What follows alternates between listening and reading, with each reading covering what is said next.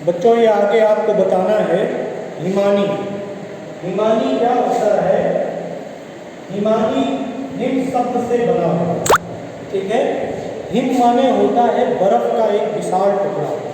जब हम देखते हैं कि सर्दियों में पहाड़ों के ऊपर बर्फ जम जाती है और कभी ऐसा होता है कि तापमान 0 डिग्री सेल्सियस से नीचे चला जाता है, 0 डिग्री सेल्सियस से नीचे चला जाता है, तो ये एक चट्टान के रूप में बर्फ का निर्माण होता है।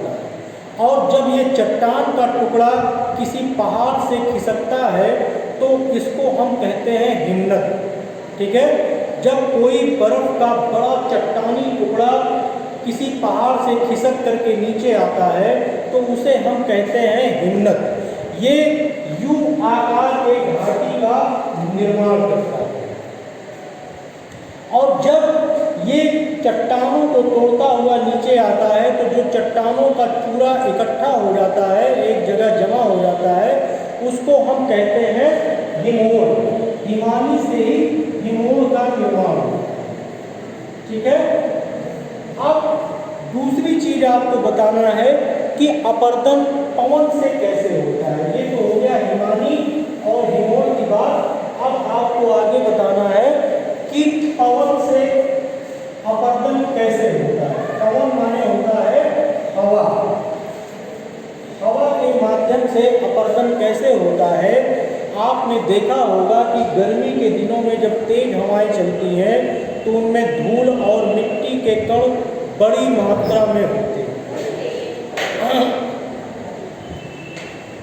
धूल और मिट्टी के कण बड़े मात्रा में होते हैं। ये हवा अपने साथ मिट्टी, रेत और धूल के कण उड़ा करके एक स्थान से दूसरे स्थान पर ले जाती है।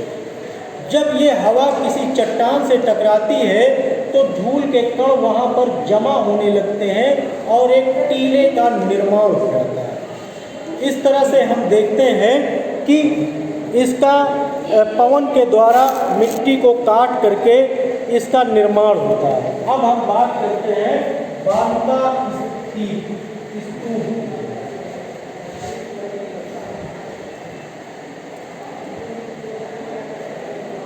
बालुका स्तूप क्या होता है?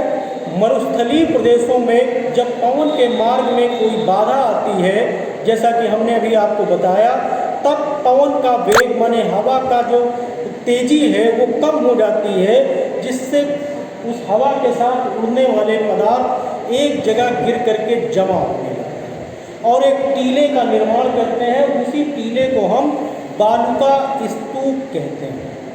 अब हम बात करते हैं छत्रक शिला। छत्रक शिला क्या होता है?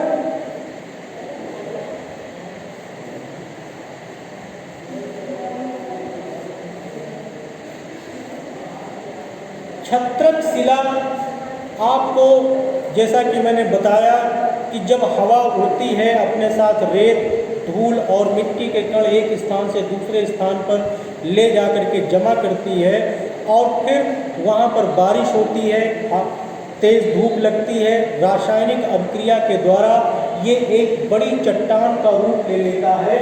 माने ऐसे मानिए कि जैसे ऐसे करके कोई चट्टान बन करके खड़ी हो गई, लेकिन अब फिर से हवाओं का जोर शुरू हो गया और इन हवाओं ने इस चट्टान को काटना शुरू कर दिया और काटते काटते काटते काटते ये इस तरह से बन करके तैयार हो गया। माने ऊपर की तरफ मोटा एक छतरी के नुमा और नीचे पतला होता चला जाएगा।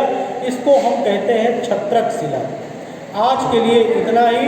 तब तक आप घर में रहिए और सेफ रहिए। Thank you.